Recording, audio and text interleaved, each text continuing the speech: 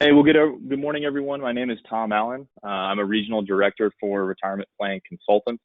I'm excited to speak with you this morning about growing and scaling your retirement plan practice. What I've learned during this whole quarantine is that it's important to keep this as interactive as possible. So I'm going to be throwing out some questions to you. I would love for your feedback in the chat. I can respond as we go. And just so I can make this as prevalent as possible to your unique situation. So I've given it about 40 to 45 minutes, and we'll leave about 10 to 15 minutes thereafter for any specific questions. If there's anything that we need to follow up on, we can reach out separately and just have a separate discussion. So with that said, let's go ahead and jump right on into this. So what I'm incredibly excited about with this presentation is retirement plan practice. I think is something that is a little bit unknown to most of the fee-only advisory world. And what I mean by unknown is I think everyone knows what a 401k is, but how to leverage this and make it a big revenue stream for your practice is something that I think most advisors struggle with. And so the goal of today is to lay out a roadmap for how you can think about growing this part of your business.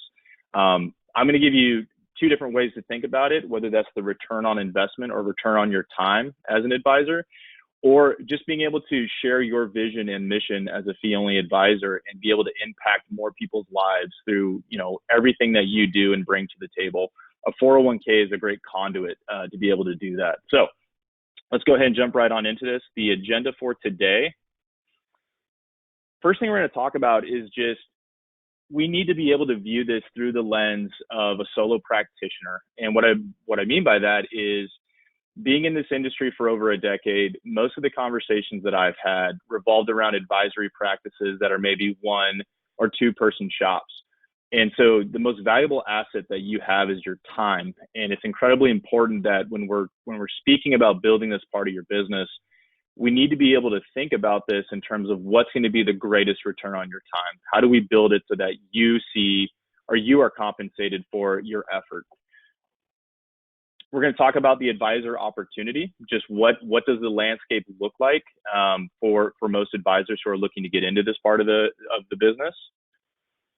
We'll do a quick review on industry key players, all the different pieces of the puzzle that are involved in managing a 401k plan and how you can think about building your elite team. We'll talk about what the role of a plan advisor is and how you add value to this equation. We'll talk about building your offering. We'll talk a little bit about plan design and think about how plan design is the bridge between your wealth management practice and the 401k space, how it can be a bridge. How to find your prospects, how do we charge for ourselves accordingly, and what's my ROI? And so the first question I pose to everyone out there in the chat is, what do you see as being the biggest impediment of you wanting to get into this space? Out of these things that I listed, what do you see as being the kind of what's holding you back from really moving forward and building this part of your business? So feel free to take a few seconds and type that in the chat box. A couple questions coming in here. Looks like just getting a better understanding of the roles that the plan advisor plays, how to build accordingly. Looks like it's kind of all those different messages. So we'll be able to cover a lot of that today. The great news is that the biggest or the best use of your time is trying to find strategic partners who are going to be able to allow you to scale quite a bit. So let's go ahead and jump into, I'll be able to cover these questions specifically as we go. So the limitations of a solo practitioner, when we think about a typical advisory practice, what comes to mind is we have the one or two advisors that are basically wearing all the hats. They're in charge of business development, they're in charge of planning, they're the CFO, CEO, COO, everything in between. And like I mentioned before, the biggest asset that you have is your time. Your time is your most valuable asset in terms of how you spend your day and how you grow your business. And so it's incredibly important that when we talk about building a retirement plan practice, we need to be able to think about this in terms of what's going to be the most valuable use of your time. We also need to view this through the lens of a fee-only fiduciary. Industry best practices are continuing to move towards working with fiduciaries and implementing that fiduciary standard of care. And so we need to also view growing this part of your business as being client-centric. What are the goals of the client, but also being able to maintain our independence and transparency as much as possible. And at the end of the day, we're here to serve others. And so we need to be able to provide an excellent solution that is high touch. We need to be knowledgeable in this space so that we can speak to the specifics. And if we don't know answers to certain questions, how do we build our team to be able to fill in those gaps? And then, of course, we just want to be as responsive as possible. Most business owners themselves have 100 other priorities that they have to do in any given day. So we need to be able to be responsive, take care of them, make them feel like we're an extension of their own business so that they feel like they're being taken care of and that they can get back to higher ticket value items of their business. So real quick, let's talk about the advisor opportunity. In the defined contribution space, and this is data from Dimensional Fund Advisors, what we're looking at is plans with over 100 participants or fewer than 100 participants. And what's key about the 100 participant metric is that's the cutoff between what we consider small plans and larger plans. Once we get above 100 participants, there's a lot more that needs to go on in terms of scaling and communication, how to make sure that we use your time wisely, because you can't sit down and do one-on-ones with 200 people. That's just not an effective use of your time. And so most of the time, what we try to tell solo practitioners, or maybe 1 or 2 or 3 advisor shops, is working with participants with working with companies with less than 100 participants is still a great opportunity and allows you to really, really focus on adding value in ways that are an effective use of your time. And so just to give you an idea of the opportunity, there are 82, let's just call it about 83,000 plans out there, $5.7 trillion in assets of those larger plan sizes, okay? Very, very competitive space, takes a lot of time, long sales cycle to go after these types of plans. But on the other side of the equation, we have plans, we have close to 600,000 plans with $1 trillion in assets, plans fewer than 100 participants, which is where we see most of our advisors participating or competing in. And so all that I want to show with this slide is that there is a lot of opportunity out there. And in our industry specifically, a lot of these plans are still not being properly taken care of, or are properly having discussions around how do we solve problems for the business owner, how do we create a great client experience for plan participants. A lot of these are stuck at insurance companies or payroll companies, being charged excessive fees and not giving the proper due diligence that it's necessary. So all I wanted to say is there's a lot more opportunities out there in the less than 100 participant plan space. On average, most advisors are looking at plans of, let's say, $250,000 to $750,000. That's a nice sweet spot for most advisors to participate in. And it only takes a couple of these plans to really, really make this profitable for you.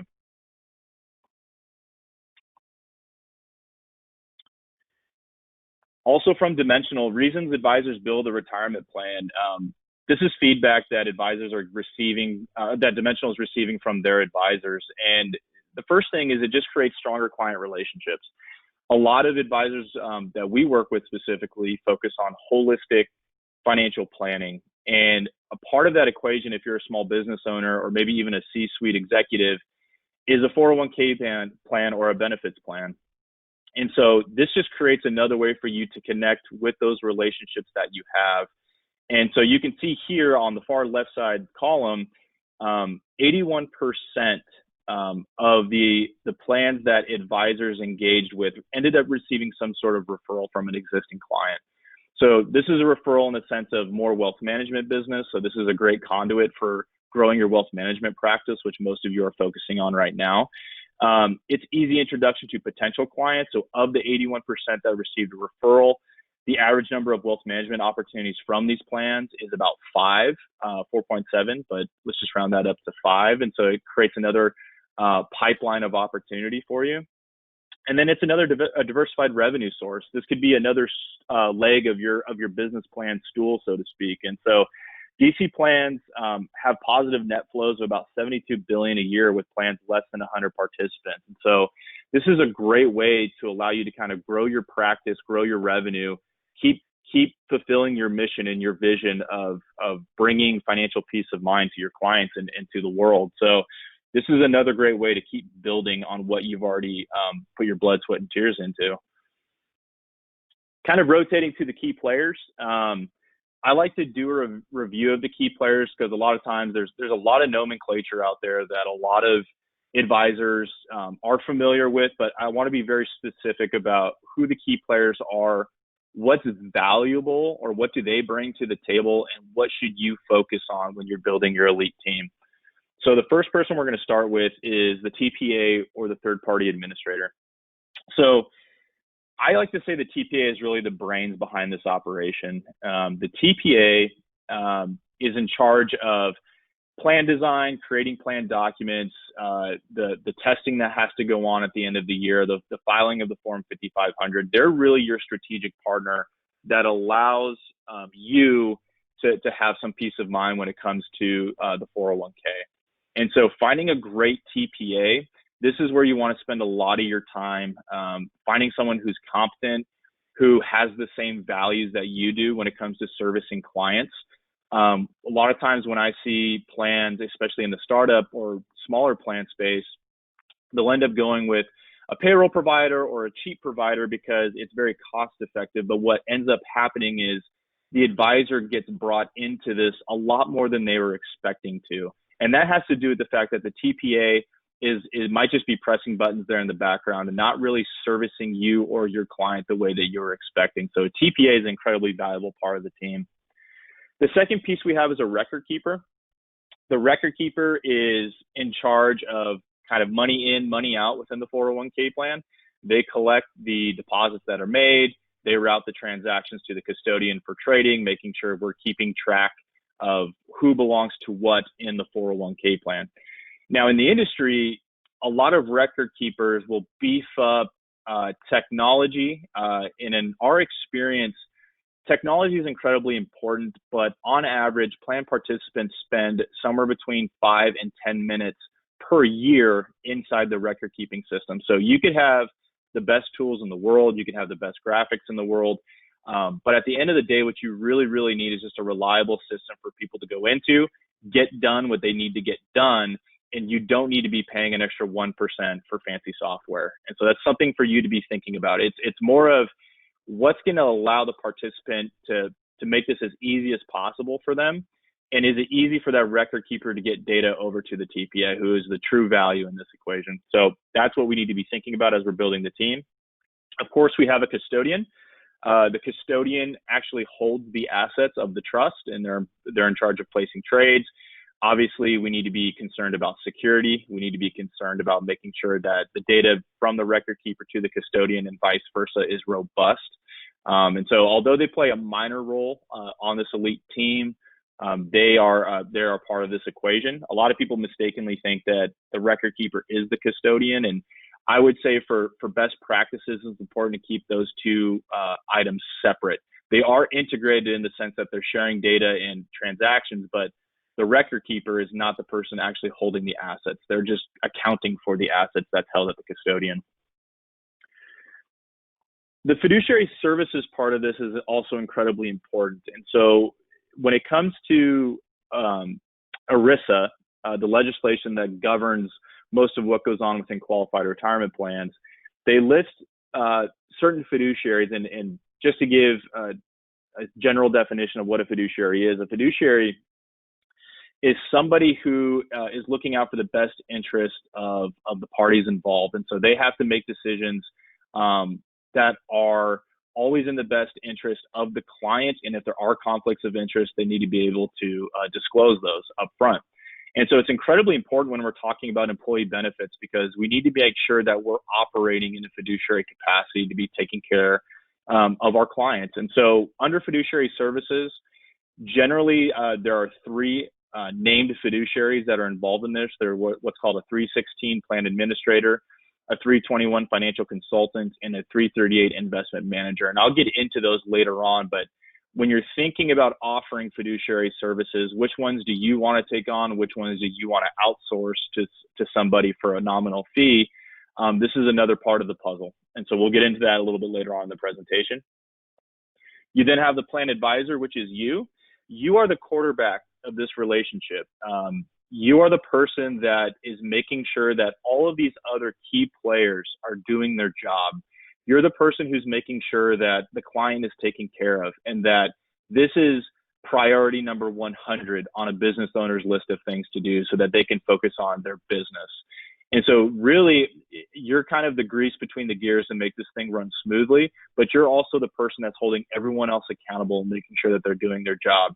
So if Tom Allen and Retirement Plan Consultants isn't doing what they promised that they were going to do, you get to be that representative for your client and say, hey, we need to find you a better solution. And then last but not least, we have the plan sponsor. This is your client. This is the person that we are trying to make their lives easy, and we're trying to build a solution that's going to serve their needs. And that falls into a few different categories, but it all goes back to what are we trying to accomplish? Let's build a team of professionals that are allow you to deliver on that promise. And how can we do it in a cost-effective manner? So those are the key parties or known key players in this relationship. Let's talk about the role of the plan advisor. So like I already mentioned, you're the quarterback of this entire relationship. I think a lot of times coming from the wealth management side, a lot of financial advisors think that, you know, the value that they add to this relationship comes in the form of choosing the investments, maybe a little bit more on the financial planning side. And really what this is you're just the relationship manager to make sure things are functioning well for your client. When it comes to the investment lineup, we'll talk about how you can outsource that for a nominal fee and make sure that it's a robust solution for plan participants. But what you're really doing is just making sure that this thing is running smoothly for your client. You can provide some sort of fiduciary oversight. I mean, most of you are under the 1940 Act, already acting in a fiduciary capacity. And so you are acting as a fiduciary and making sure that everything is in the best interest of the plan sponsor. There are some fiduciary services that you can take on yourself. There's liability associated with that. There's time and constraints associated with that. So it's kind of figuring out what do you want to create that's going to allow you to leverage your time the most. And like I said, we'll get into that later on in the slide, but some advisors are offering some fiduciary oversight. Education. This is incredibly important during times like what we're in right now with this whole COVID-19 pandemic, and just financial literacy in general. You are impacting people's lives by providing broad education on basic financial principles about saving, investing, paying down debt, the impact of inflation, things like this, market timing, the perils of market timing, all of this just to help plan participants get on the right track and have something to live on once they decide to retire. And so education is a critically important role in this whole equation. And a plan advisor is really the conduit to great financial literacy. And then as a bonus, we're seeing more and more financial advisors get into some sort of financial wellness program. This isn't a required piece of the equation, but a lot of advisors we work with just really enjoy educating people about how they can get on track with their finances. And so this can go from anywhere from college planning to insurance planning, and these generally are delivered in terms of either quarterly webinars, pre-recorded videos. Given this whole pandemic, we used to be able to go into offices and deliver these about twice a year, maybe 3 times a year, but a lot of advisors are moving to virtual presentations, and it's just another touch point to help bring financial peace of mind to employees. And obviously that leads to more productivity on their part. And so this is a great offering that you can maybe think about incorporating if you're the type of advisor that likes getting up and presenting and educating plan participants. And that's how you can add value to this equation. So now we're actually going to get into, I would say, kind of the meat and potatoes of this presentation, which is how do we build this? How do we build this so that this can be an incredibly profitable and highest return on your time?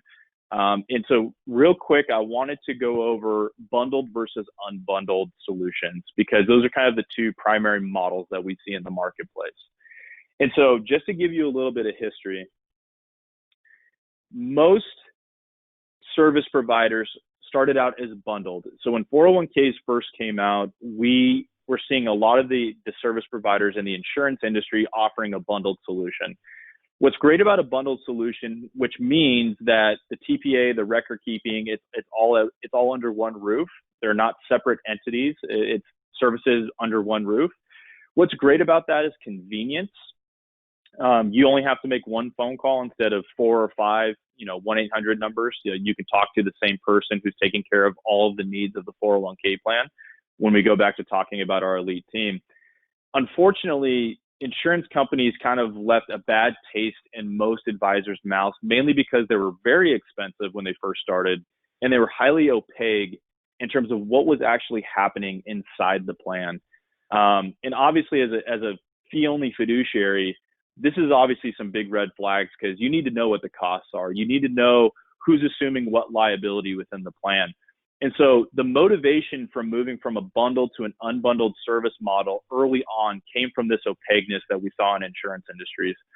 And so unbundled basically means that you hire a separate TPA, you hire a separate record keeper, maybe you hire a separate fiduciary 338 investment manager or 316 plan administrator. And so now we have, instead of one service provider, we have 3 people.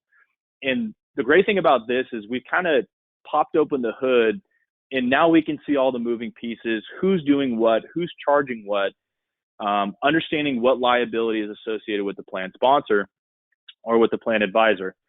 Now, the downside of this is now all of a sudden you have 3 separate people that you need to be in communication with. So there's more transparency, there's more cost effectiveness, but now there's more time the advisor has to spend in order to manage this for their client. And so this was kind of the motivation for moving to an unbundled solution. And what we're now seeing in the industry, and this has been going on for about the last decade, is that we're trying to take the best of both worlds. So now you're seeing service providers do a bundled approach, but bring in those fiduciary best practices of transparency, cost effectiveness. Retirement plan consultants, we can operate as both, but most of our plans are operating as bundled because it's a lot more convenient for the advisor that they have one point of contact when it comes to managing their plans. And like I said, when we think about this in terms of who's adding value, you need a record keeping system that's secure and allows participants to accomplish whatever they need to do, change their investment election, but you're also getting a very qualified TPA that can act as the brains of the operation. So now you're seeing more and more service providers bundling this solution and bringing this business model to the market, because it allows most fee-only financial advisors or solo practitioners to leverage their time more effectively. So there are certain circumstances where it may make sense to go more unbundled, but generally speaking, this is kind of the trend that we're seeing in the industry. So when you're thinking about building your team, think about what's going to allow me to spend my time the best, but also is taking care of my client. And we're going to get into kind of what kind of questions you should be asking when you're thinking about building your team and making sure that you're building the right team. So let's talk about finding those right strategic partners. When let's say you have a client who's a small business owner and they say, hey, I want to open up a 401k plan because my CPA, in conjunction with conversation with you, said that this is probably a good idea. The things that most advisors think about is a 401k is an off-the-shelf solution that we can plug our clients into. And the way that I want to kind of reframe this discussion is really a 401k is an ongoing conversation with your client about addressing their financial needs in their life right now. And when you reframe that from a product that's off the shelf to a service or discussion that's going to be ongoing as the business evolves, as the client's financial life changes, we start to be thinking about the type of people we want to partner with. A lot of advisors who are just getting into this space, it's very natural to go to the lowest cost solution. But what ends up happening, like I said, is although it's lowest cost in terms of costs being passed on to your client and their employees, what typically happens is the advisor's cost, which is their time, goes up quite a bit because you have to be more involved. And so finding the right strategic partners is going to be incredibly important here. So when we're asking questions, first thing we want to ask is, what services do you offer? Are you bundled, unbundled? Can you do both? What does that look like? How much do you charge for your services? And is that clearly disclosed in the fee disclosures? There should be no guessing here. We're beyond the days of revenue share, hidden fees. It needs to be 100% transparent upfront to the plan sponsor and plan participants. There should be no questions here. What does your organization look like? When a plan participant calls in with a question about their account, what does that look like? Is it a 1-800 call center that's outsourced? Do you have a team in-house that takes care? If let's say the HR manager at the plan sponsor's business has a question, who do they reach out to? How is that built? And because we want to understand what the client journey looks like when they have questions about their 401k plan. Because you know as the advisor that if the plan sponsor is unhappy, or if they're spending way too much time trying to track something down, it's going to come back to you 100% of the time. And now all of a sudden you're getting involved in this and you're spending your time getting lost in phone trees, right? So we need to be able to understand what that internal structure looks like. What services do you offer that can help me as a plan advisor grow and scale my practice? So this is a trend that we're going to see over the next 5 to 6 years, is that we're getting out of the discussion of all the TPA and record keeper does is press buttons and file forms. We're now moving into a more competitive landscape that is requiring service providers like retirement plan consultants to add more value up front in terms of, here's how you can effectively grow and scale your practice. And here are tools that we've created for you that will allow you to do that. This is the motivation for having this presentation that we're doing right now, is we understand that in order for advisors to be successful in this, they're going to need a lot more help than just providing TPA record keeping fiduciary services. They're going to have to think about, how am I going to prospect? What kind of marketing materials do I need? What are kind of pre-made presentations that I can use when I go into an enrollment meeting, so I don't spend the next 4 hours trying to create one for myself, right? So this is where the industry is moving towards. So it's very important that you ask that question up front to whoever it is you're looking to partner with. What are the types of advisors and plan sizes that you typically work with, right? Are you mainly in the mega market of 20 million and above, and are you doing mainly startup plans? You want to make sure that your team is experienced in the market that you're looking to pursue, because you can imagine that if you're working with a TPA that they're dealing with $20 million, $30 million plans, you're going to be a small fish in a very large pond. And we all know how that goes in terms of, are you going to get the amount of attention that's required for you to be successful?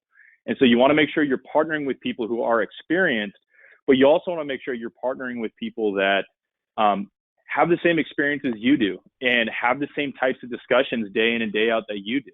And so if you're focusing primarily on the small plan market, find a service provider that's incredibly experienced and qualified in the small plan market, right? That only makes the most sense.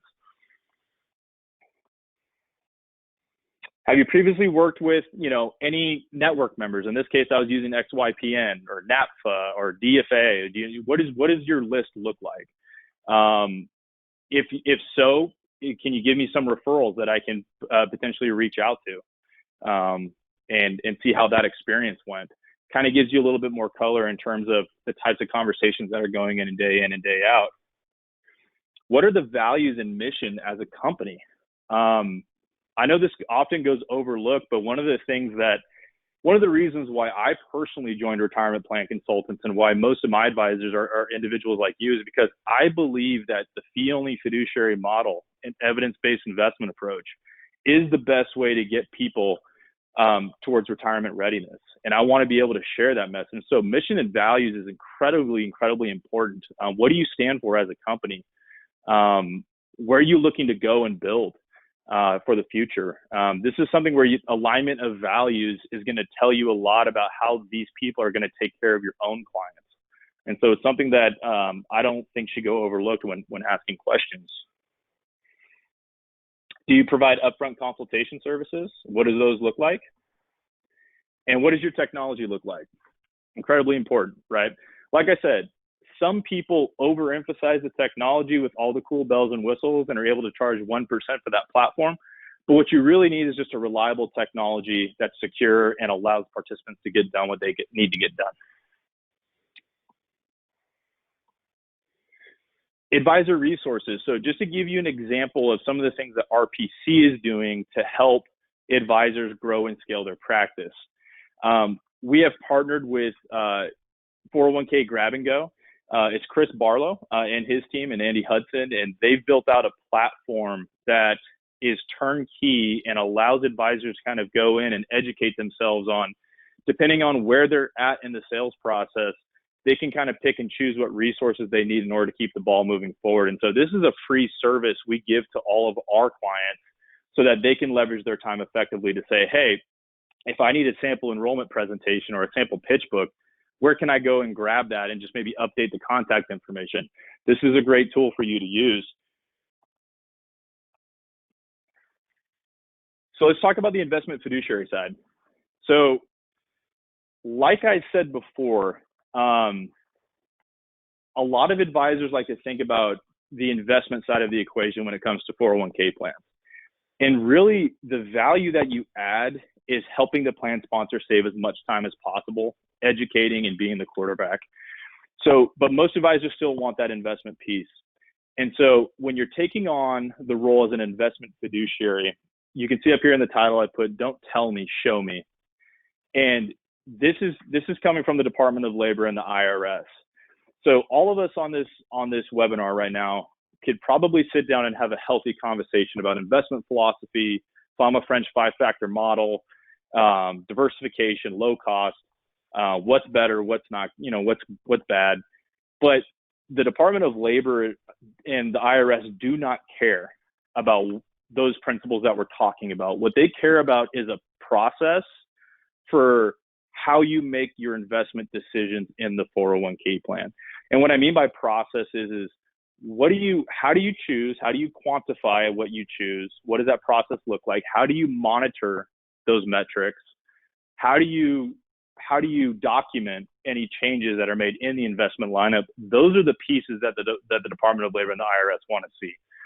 And so kind of the big things that I like to talk about is it's all about process. The ADV is not a process for showing how you choose investments. Bonding and insurance is also required to be an investment fiduciary. So that's another piece to be thinking about in terms of cost. And so just to kind of go through this real quick, like I said, Department of Labor is agnostic on investment philosophy. They want to see the process that led to the investment lineup that you're recommending. What fiduciary mandates do you consider? So what are you basing your investment decisions on? Is it cost? Is it alpha? Is it Sharpe ratio? Is that 1, 3, 5, or 10 years that you're looking at? What are those metrics and how do you consistently apply them? How frequently are your lineups reviewed? Once a year, once a quarter? What does that process look like?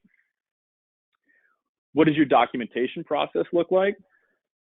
Do you carry the right bonding and insurance as a fiduciary? So in the event that you make a mistake as a fiduciary, are you insured to be able to protect the plan sponsor from losses? And is it worth your time to build all this out, or maybe look to a strategic provider that can offer 321 or 338 fiduciary services on the investment side that can take care of all of this for you for a minimal fee and kind of free up your time to go do more important things? So just to give you an example, so Retirement Plan Consultants offers 338 investment management services. And what that means is that we will take on the liability associated with the investment lineup, the choices that we make, the monitoring, the bonding, insurance. We'll take that on for 10 basis points per year. And so if you are going after let's say, a $500,000 plan, 10 basis points is pretty cheap on $500,000, right? It's about $500 a year. If your time is worth more than $500 a year, which for most advisors, that's probably about 2 hours of your time. And this is going to take more than 2 hours to do. Then maybe it makes sense to outsource that to RPC or somebody else that provides 338 investment services. I typically see 338 services billed somewhere between 5 and 40 basis points per year. And so you can kind of back into what makes the most sense for the opportunity that's in front of you. And so if you're only doing 1 or 2 or 3 plans per year, probably makes sense to outsource it. If you want to be incredibly proactive about growing this, maybe further along down the line, once you have 20, 30, 40 plans, it may make more business sense to build out this solution for yourself. Okay, but that's always something that you can look to outsource. Increasing touch points. So what's incredibly important with any client experience is that they feel like they're being taken care of by the advisor. And so most of you have probably implemented some sort of follow-up or review process on the wealth management side of things. And it's something that we can easily replicate within the 401k space. But it doesn't mean that you have to build everything yourself. It's more of asking the question of who can do this for me versus how do I get it done? And so what you can look to, and certain service providers can offer this, is, don't sacrifice time to reinvent the wheel over and over again. Most plan participants have the same 5 or 6 main financial concerns on their mind. So most plan participants, already addressed that. White labeled communication. A lot of service providers can provide white label communications for you. You can modify it, but it gives you a basic message and script that you can put your picture on or your company logo on and send out to plan participants or plan sponsors. And this is just a great way for you to make sure that the client feels like they're in the forefront of your mind, especially during times like this, and that they're being taken care of. But it allows you, again, to leverage your time effectively where you don't have to create all this. You can leverage these pieces from certain service providers. Like I said, participant and plan sponsor communications, retirement plan e-blast. If you have a monthly newsletter that you already send out, you can easily put the plan sponsor on that e-blast or plan participants on that e-blast to be a part of it. Quarterly newsletter, etc. Okay. I know there's been a lot so far in terms of what we're covering, but I hope the big picture that you're pulling out of this is asking yourself, who can do this for me that aligns with my values and allows me to leverage my time? Those service providers do exist out there, okay? And so it's going to allow you to be profitable in this space. And I'm going to get to what those actual profitability numbers look like as we get near the end of this presentation. One of the often overlooked pieces of the retirement plan process or discussion is this idea of plan design. I love plan design. Plan design is basically sitting down across from the client, understanding what their needs are, and building something that fits that need. And so this is something that all of you are already used to when it comes to estate planning, to tax planning, to financial planning, to cash flow management. It comes from the same vein of, what are you trying to accomplish and how can I be of service? And I'm going to build something that accomplishes that goal for you. And so within plan design, it can start out as basic as, what's the purpose of this 401k plan? Are we trying to increase tax deductions to business owners? Are we just trying to attract and retain key talent? Are we looking to maybe sell the business in 5 or 6 years and there's a couple of key employees that we need to keep on board until that transaction happens? It can start there, but then it can also go into deeper discussions about how do we increase plan participation and what's the best way to do that? What kind of discussions should we be having with plan participants? How many locations do you have? And how do we create something that can accommodate all of that? So it can start on a very basic level, but it can get very deep very quick. But it's important to ask these questions, because asking all of this up front, as you are already aware, when it comes to financial planning, that's what's going to lead to a very smooth and ongoing process moving forward. I can't tell you how many times I've seen plans not go well because certain questions weren't asked up front. And so plan design is incredibly important. We ask questions, address the client needs. There's a plan design webinar that we typically put out once a year. that is hosted by Josh Cagley, our national sales director. Kind of gives you a deep dive into the tax deduction part of plan design. And so if you're working with high net worth business owners who are looking for a lot of tax deductions, I highly recommend that you jump on one of those plan design webinars. It's also on our YouTube channel if you want to go out there and check it out. And like I said, this is really the financial planning for retirement plans.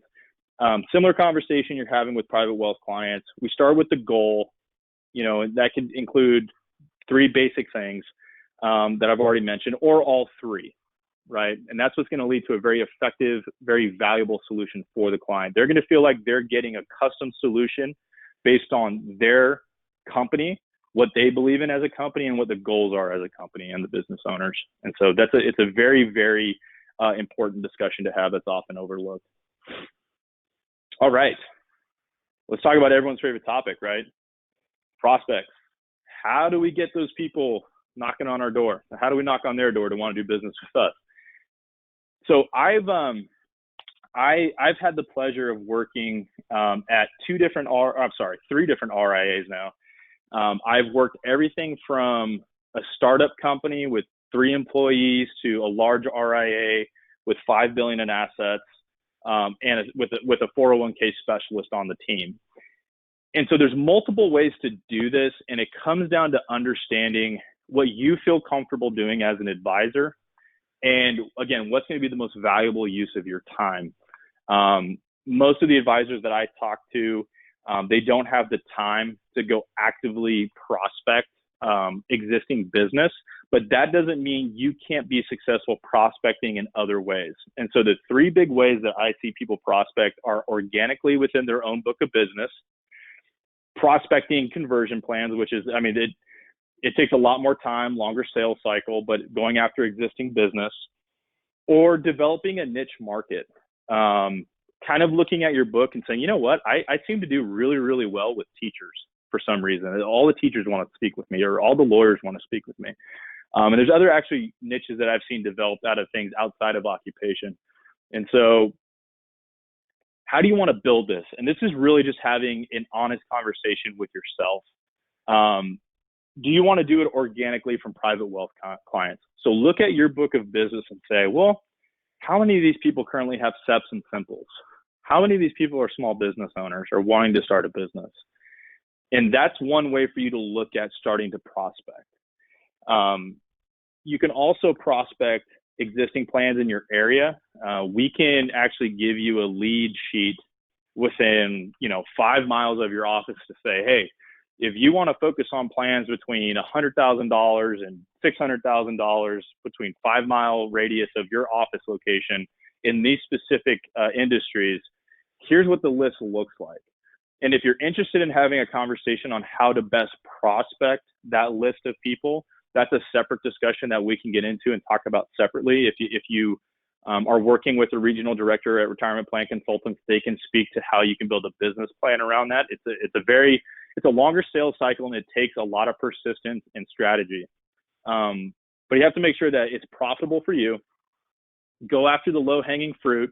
What I mean by the low-hanging fruit is those plans where it's highly expensive and underserved. There's a lot of them out there, but that's kind of the low-hanging fruit. Longer sales cycle. You can develop a niche market. I have a client in Dallas. He developed his entire niche around his love for cycling. And so all of his clients they're all over the place in terms of occupation. They're all over the place in terms of age, but they all love to cycle, and they go out, every week and enjoy like a 30-mile ride together. And that's how he developed his niche, and that's how he developed his business. And it just reminds me that a lot of people would like to be very specific about, they have to be of this occupation, but you can also turn your passion for certain things. I've seen fishing, I've seen hunting, I've seen outdoor activities, cycling. Like I said, whatever you're passionate about, think about developing a niche out of that opportunity, because chances are nobody else really is when it comes to the retirement plan space. That's how you can connect on an emotional level with your client. There's also associations and, like I said, hobbies as well. Okay. So as we're getting near the end of this presentation, let's talk about what everybody wants to know is, what's the best way to get paid? right? How am I profitable in this? Because I understand that most advisors, like when they are approached with a prospective plan that's a startup plan, and you usually charge, let's just say 80 basis points, you're not going to be profitable for probably about the first 5 or 6 years, right, of that plan's existence. And I think that's what causes a lot of hesitation for advisors to get into this space and be successful in this space. So what I'm going to show you first is, this is from Dimensional. This is data that they gathered from all of their advisors. And what we have here in the left-hand column is plan assets. And then what we have here in the right-hand column is the median advisor fee that the typical DFA advisor is charging for those services. Okay. So you can see around $500,000 in plan assets, around almost 90 basis points, 20 million down to about 30 basis points, and then it kind of scales in between there. Okay. Now, if you're doing a startup plan, what I would highly recommend that you do is charge a minimum for your services. So if you know it's going to take, if you build your team accordingly, it's going to take somewhere between 10 and 12 hours a year to service that plan. Figure out what your hourly rate is as a financial advisor, multiply it by 10 or 12, and that's what your minimum is until it gets to a certain asset threshold. And then you can use this table that you see here, or maybe even charge a little bit less. Okay. And you can kind of figure out what makes the most sense for your business. In terms of how this translates into time, I've broken down, based on our experience with our advisors, the amount of time the advisor spends when it comes to servicing a retirement plan. So initial plan and setup and consultation is about 2 to 4 hours. The fiduciary review is 1 to 2 hours. The education seminar, it could go from 1 to 8 hours. I would say a full day is typically the longest, but most advisors spend about half a day doing enrollment and education. Plan design review with a strategic partner. So getting on the phone with the TPA and saying, hey, does this plan design still make sense? Are we going to do profit sharing, et cetera? And so total time to consider when servicing a plan from the advisor standpoint is somewhere between 10 and 20 hours. For startup plans, it's closer to 10. For those larger plans where maybe you're doing quarterly meetings or enrollment meetings, it's probably closer to 20, okay? Just to give you a timestamp. And so what is that? If we use the DFA fee, median advisor fee table, and we have the asset size, and we know how much time it's going to take you to service plans, what does this mean in terms of return on investment, and the investment being your time as a solo practitioner? And to set the stage with this table, what I have here on the left, I have the same plan assets from the DFA table. I have the median advisor fee. I have the hours per year that scales from 10 hours all the way up to 20 for like a $20 million plan. What does that mean in terms of a dollars per hour rate, right? So if I took plan assets, multiply it by the median advisor fee, divided by 10, how much am I making per hour as a plan advisor? And if I scale that out for a full working year, so if all I did was service 401k plans and got paid certain dollars per hour, what does that literally look like in terms of a salary, right?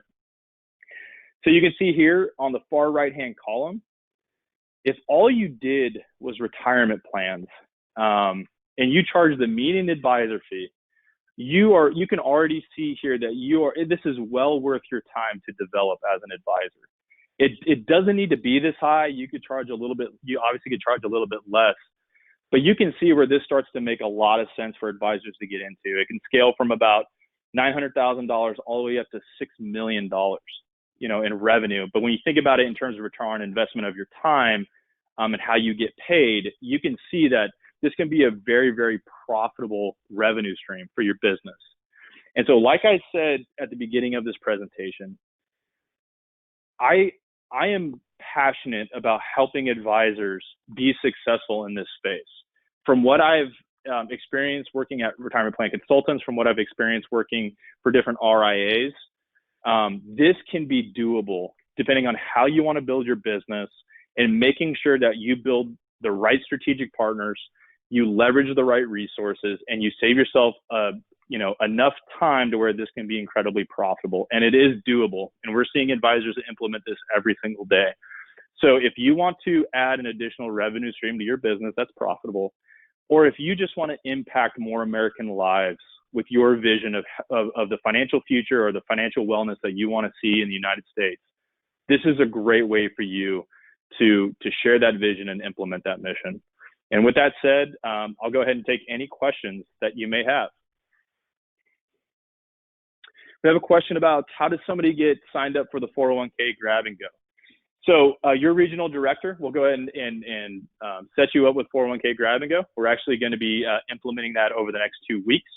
So I would reach out to your specific regional director, say that you're interested, and they'll go ahead and sign you up. Another question, do you have any suggestions for documenting why you are charging? Do you have any suggestions for why you're charging a specific fee? Like, should they document that, or do you have any thoughts for charging a specific fee? I would say it depends on the service that you're providing. So if you are, let's say in your ADV saying that I charge, you know, my fee schedule starts at 80 basis points and scales down with a minimum of $2,000, and that covers X, Y, and Z. Any additional charges are negotiable. I think including that in your ADV is going to go ahead and take care of that for you. We do have examples of ADVs that certain clients use, and of course, we're not going to share their name, but you can see different ways that they're kind of building that into their process. I think it's important to disclose, if you're offering a service, what are you offering and what does that fee table look like? And it doesn't have to be crazy specific. It can be general, but I think it's important to include that language in your ADV. Are there any other questions? It looks like we might have a question about how to really kind of get started in this. I think to get started, I think the easiest thing for you to do is reach out to us and just say, look, here's what my business looks like. Here's what I'm trying to do. What do you think is the best way to build this or implement this? And we can just have a general discussion around how you can think about what people to reach out to, how to leverage your time effectively. If you're looking to prospect, what does that business plan or business model kind of look like? So that's a very specific question. And like I said, I believe in providing education and value. So if that means that relationship's not with RPC because you found a better fit somewhere else, that's totally fine.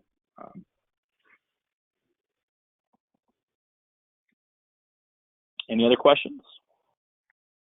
All right. Well, it looks like that is it for today. So I just want to say thank you again for spending an hour of your day with me.